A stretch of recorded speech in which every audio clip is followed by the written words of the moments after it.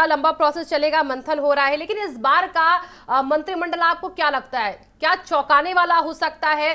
कई ऐसे नाम शामिल किए जा सकते हैं जिनकी चर्चाएं भी तेज है, जिनका शायद किसी को अनुमान भी ना हो, कैसे नाम भी आ सकते हैं, क्या लग रहा है आपको? जी बिल्कुल, देखिए हाँ। भारतीय जनता पार्टी सफल हुई है और बहुत ही ऐतिहासिक जीत है। जिस तरीके से कई ऐसे पहलू हैं जिसमें कहा जा सकता है कि उसने इतिहास रचा है उत्तर प्रदेश की राजनीति में।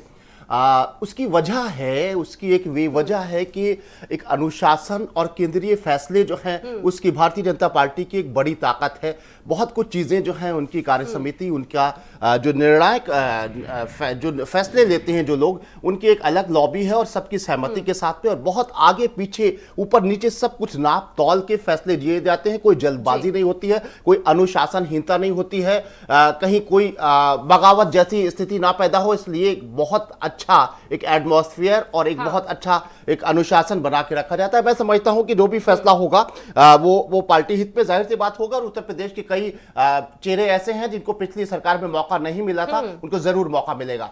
चलिए बिल्कुल। और देखिए अब इस बार की वो कौन कौन से नाम होंगे, उम्मीद है कि जल्दी सरकार नहीं मिले उत्तर प्रदेश की जनता को। ओपी सिंह जी, मैं आपके पास आ रही हूँ। सीएम योगी आदित्यनाथ देखिए दिल्ली पहुंच रहे हैं, लगातार मंथन हो रहा है। आप कह रहे कि थोड़ा लंबा प्रोसेस है, हालांकि वो इस्तीफा दे चुके हैं, अब कार्यवाहक सीएम अभी वो बने हुए उत्तर प्रदेश के, लेकिन होली के बाद या होली के पहले ये चर्चा बहुत तेज है। ऐसे में आज दिल्ली की जो बड़ी बैठक हो रही, क्या लग रहा है कितना दिन लग सकता है आज के इस मंथन के बाद?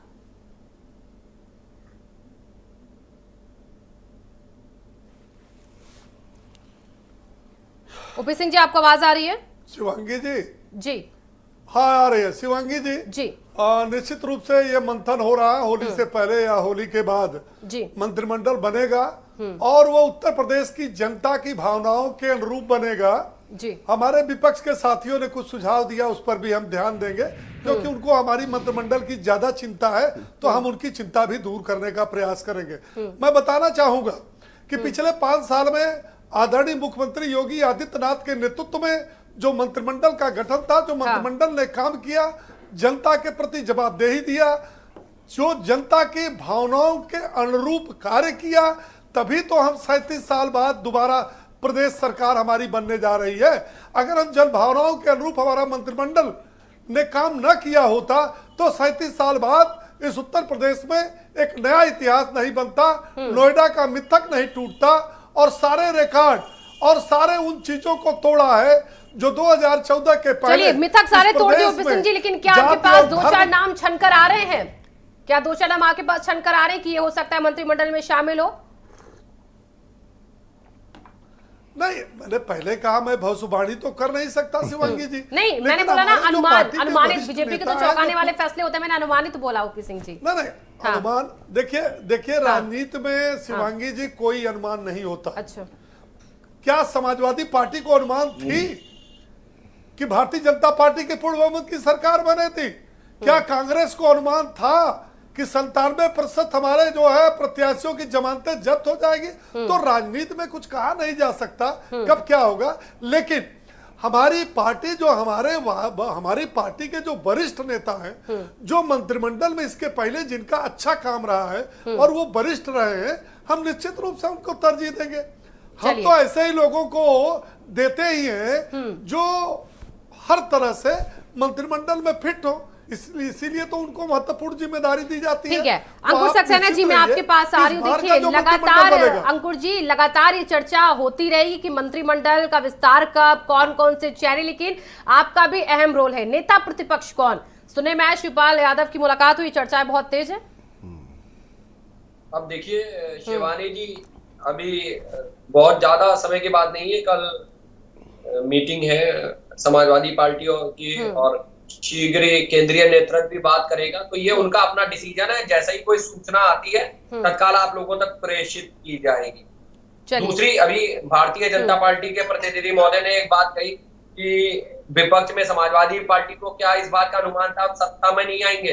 तो क्या मैं भारतीय जनता पार्टी के प्रतिनिधि महोदय से ये प्रश्न पूछना चाहता हूँ, क्या उनको इस बात का अनुमान था कि उत्तर प्रदेश में भारतीय जनता पार्टी इतने बड़े तरीके सत्ता रूढ़ रहेगी, या उत्तराखंड में उनके जो मुख्यमंत्री हैं वो चुनाव हार जाएंगे, या उत्तर प्रदेश में जो उनके मुख्यमंत्री माननीय केशव प्रसाद मौर्य है वो चुनाव हार जाएंगे?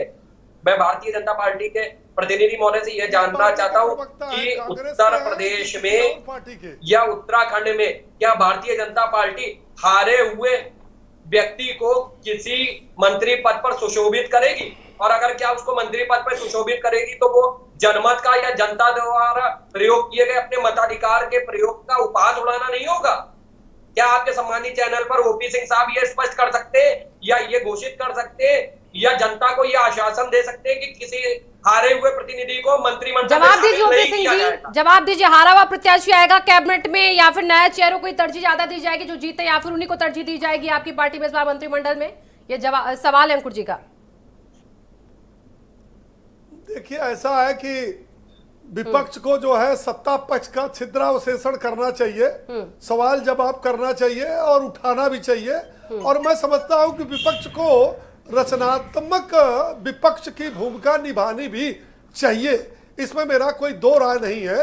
लेकिन अब वो उनका काम है, निभाएं न निभाएं, क्या करेंगे वो तो 5 साल जो बीता है उसमें भारतीय जनता पार्टी का छिद्रावशेषण करने के अलावा, आरोप प्रत्यारोप लगाने के अलावा किसी मुद्दे पर तो ये चुनाव लड़े नहीं। तो मैं बहुत कुछ इनके बारे में टिप्पणी नहीं करना चाहता हूं, ये अपना आत्ममंथन करें, हम अपना आत्ममंथन करें। फिर भी मैंने कहा ना कि ये जो है शीर्ष नेतृत्व तो शिवांगी जी तय करेगा कि मंत्रिमंडल में किसकी क्या उपयोगिता है। और मंत्रिमंडल में देखिए, हमारे यहाँ कोई दबाव से या किसी के पैरोकारी से मंत्रिमंडल में स्थान नहीं मिलता। आप निश्चित रूप से देखिए कि जो भी मंत्रिमंडल में हमारा जो शीर्ष नेतृत्व तय करेगा वो उत्तर प्रदेश की जनभावनाओं के अनुरूप और हमारे विपक्षी जो पार्टियां हैं उनकी भावनाओं के अनुरूप ही मंत्रिमंडल का विस्तार होगा। क्योंकि हमें 5 साल जो जनता ने दोबारा हमको पूर्ण बहुमत की सरकार बनाई है, तो हमारी चुनौतियां बढ़ गई है, हमारी जनता के प्रति चलिए चुनौतियां बढ़ी। ओपी सिंह जी, वंशराज दुबे जी आपने सुना, कह रहे हैं ओपी सिंह जी की विपक्ष की भावना